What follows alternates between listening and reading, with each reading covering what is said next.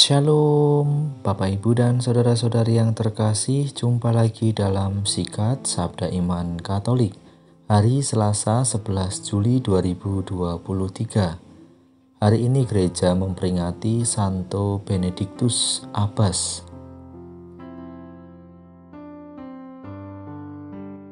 Bacaan dari Injil Matius bab 9 ayat 32 sampai 38. Semoga Tuhan beserta kita, sekarang dan selama-lamanya. Inilah Injil suci menurut Matius. Dimuliakanlah Tuhan. Pada suatu hari dibawalah kepada Yesus seorang bisu yang kerasukan setan. Setelah setan diusir, orang bisu itu dapat berbicara. Maka heranlah orang banyak katanya. Hal semacam itu belum pernah dilihat orang di Israel. Tetapi orang Farisi berkata, dengan kuasa penghulu setan ia mengusir setan. Demikianlah Yesus berkeliling ke semua kota dan desa. Ia mengajar dalam rumah-rumah ibadat dan mewartakan Injil Kerajaan Surga, serta melenyapkan segala penyakit dan kelemahan.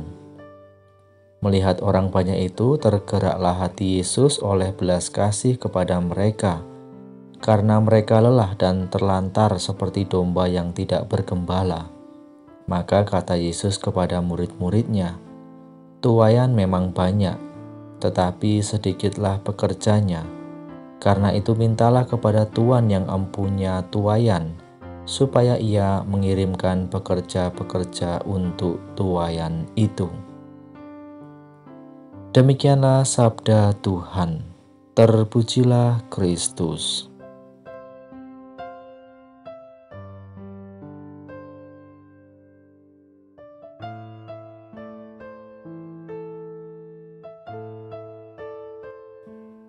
Bapak, Ibu, dan saudara-saudari yang terkasih dalam Kristus, pada hari ini gereja memperingati Santo Benediktus Abbas. Pada awalnya, dia hidup bertapa di suatu gua. Akan tetapi ketika pemimpin suatu biara yang ada di dekat guanya meninggal, dan para anggota biara itu meminta Benediktus menjadi pemimpinnya, Benediktus menyanggupi dengan senang hati. Dalam perjalanannya, Benediktus menyadari bahwa kehidupan di biara itu tidak berjalan dengan baik. Para biarawan tidak disiplin dan lemah pendiriannya. Benediktus berusaha untuk memperbaiki situasi biara itu. Tetapi tidak semua biarawan setuju. Ada juga biarawan yang membenci dan berupaya membunuhnya dengan meracuninya. Untunglah Benediktus selamat. Gelas minumnya yang berisi racun itu tiba-tiba saja hancur berantakan ketika dijamahnya. Benediktus segera meninggalkan biara itu dengan sedih hati. Ia kembali ke Gua Subiaku. Dari sana ia mulai mengumpulkan banyak pertapa yang terpencar di mana-mana. Sejak itu ia mulai meninggalkan idenya yang lama dan memulai hidup kenobit, sebuah komunitas pria yang mengabdikan diri pada kehidupan religius.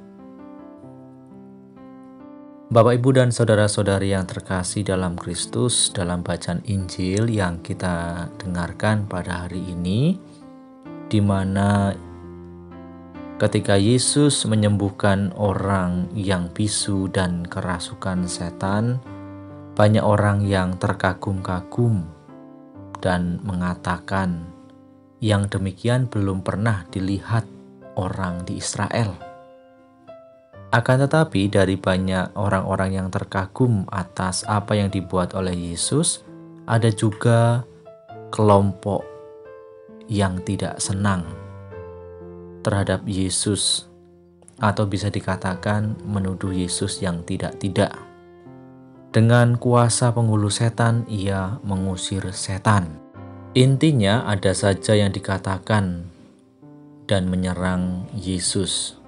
Padahal mereka adalah kelompok orang yang terpelajar.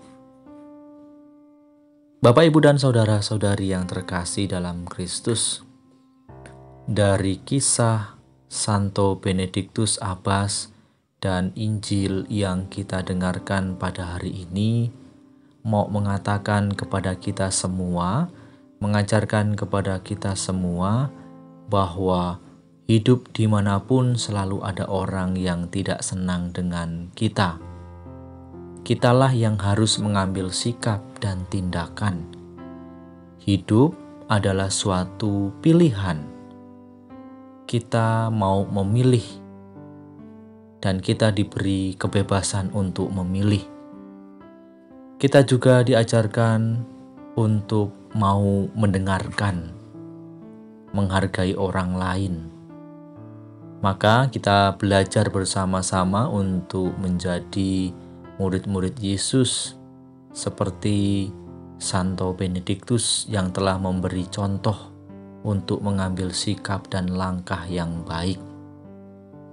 Maka kita juga diajak untuk mengambil sikap dan langkah yang baik agar perjalanan hidup kita senantiasa selalu membawa kebahagiaan bagi diri kita dan sesama kita, dan tentunya untuk memuliakan nama Tuhan. Kemuliaan kepada Bapa dan Putra dan Roh Kudus, seperti pada permulaan, sekarang, selalu, dan sepanjang segala abad. Amin.